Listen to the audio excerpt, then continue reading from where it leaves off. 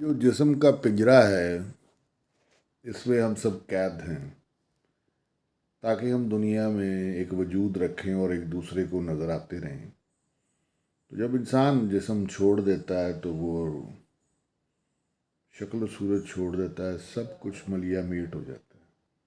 तो इस जिस्म के पिंजरे के बारे में है कि किसी के हुक्म से कैद में हूँ, किसी के हुक्म से ही आज़ाद में हूँगा।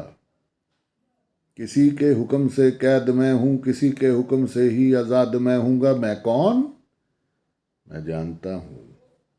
मैं सिफर, ये मैं जानता हूँ। जिसके हुक्म से दिल मिला है, जिसके हुक्म से इश्क मिला है, मैं जानता हूँ, मैं जानता हूँ। ज़ौक़ वो दे, शौक़ वो दे, जलाल वो दे, जमाल वो दे, ये मैं जानता हूँ। मैं कौन? मैं सिफर, ये मैं जानता हूँ। कौन बनाता है, कौन बिगाड़ता है, ये मैं जानता हूँ। कौन होने को बनाए, कौन होने को मिटाए, ये मैं जानता हूँ। मैं कौन? मैं सिफर, ये मैं जानता हूँ। खुदा ही कुल जहां का मालिक, ये मैं जानता हूँ। मैं कौन? मैं सिफर, मैं ये जानता हूँ।